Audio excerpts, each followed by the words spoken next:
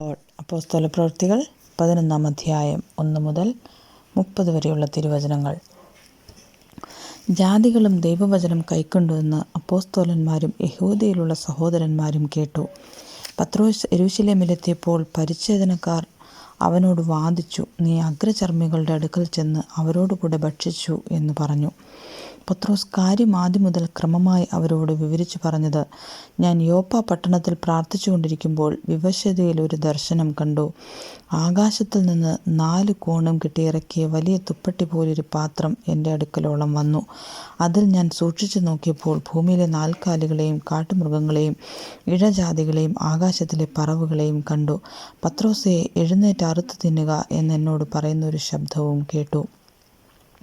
അതിന് ഞാൻ, ഒരിക്കലും പാടില്ല കർത്താവേ, മലിനമോ അശുദ്ധമോ ആയതൊന്നും ഒരിക്കലും എൻ്റെ വായിൽ ചെന്നിട്ടില്ലല്ലോ എന്ന് പറഞ്ഞു. ആ ശബ്ദം പിന്നെയും ആകാശത്ത് നിന്ന്, ദൈവം ശുദ്ധീകരിച്ചത് നീ മലിനമെന്ന് വിചാരിക്കരുത് എന്ന് ഉത്തരം പറഞ്ഞു. ഇത് 3 പ്രാവശ്യമുണ്ടായി. പിന്നെ എല്ലാം തിരികെ ആകാശത്തിലേക്കും വലിച്ചെടുത്തു.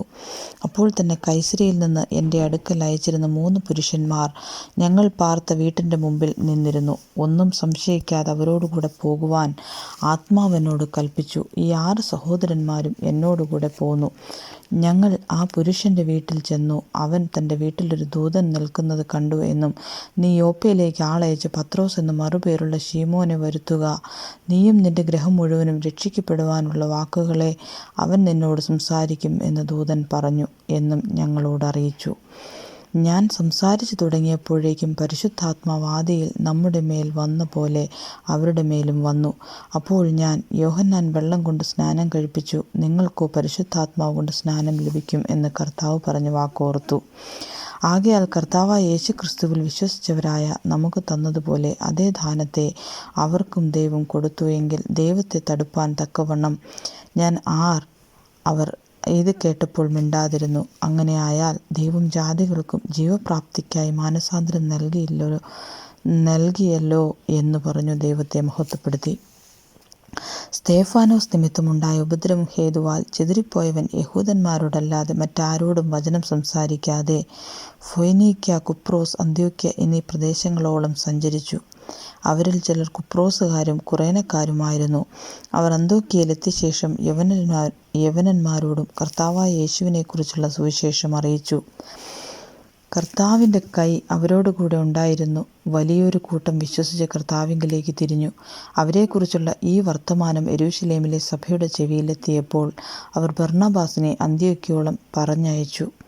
അവർ ചെന്ന് ദൈവകൃപ കണ്ട് സന്തോഷിച്ചു. എല്ലാവരും ഹൃദയനിർണയത്തോടെ കർത്താവിനോട് ചേർന്ന് നിൽപ്പാൻ തക്കവണ്ണം പ്രബോധിപ്പിച്ചു. അവൻ നല്ല മനുഷ്യനും പരിശുദ്ധാത്മാവിനാലും വിശ്വാസത്താലും നിറഞ്ഞവനുമായിരുന്നു.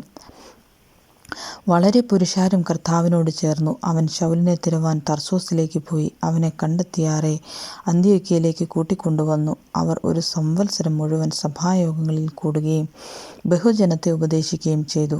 ആദ്യം അന്ത്യോക്യയിൽ വെച്ച് ശിഷ്യന്മാർക്ക് ക്രിസ്ത്യാനികൾ എന്ന് പേരുണ്ടായി. ആ കാലത്ത് യെരൂശലേമിൽ നിന്ന് പ്രവാചകന്മാർ അന്ത്യോക്യയിലേക്ക് വന്നു. അവരിൽ അഗബോസ് എന്നും പേരുള്ള ഒരുവൻ എഴുന്നേറ്റ് ലോകത്തിലൊക്കെയും മഹാക്ഷാമമുണ്ടാകും എന്ന് ആത്മാവിനാൽ പ്രവചിച്ചു. അത് ക്ലൗദ്യോസിൻ്റെ കാലത്ത് സംഭവിച്ചു. അപ്പോൾ യഹൂദയിൽ പാർക്കുന്ന സഹോദരന്മാരുടെ ഉദവിക്കായി ശിഷ്യന്മാരിൽ ഓരോരുത്തൻ പ്രാപ്തി പോലെ കൊടുത്തയപ്പാൻ നിശ്ചയിച്ചു. അവർ അത് നടത്തി. ബർന്നബാസിൻ്റെയും ശൗലിൻ്റെയും കയ്യിൽ മൂപ്പന്മാർക്ക് കൊടുത്തയച്ചു. ആമേൻ.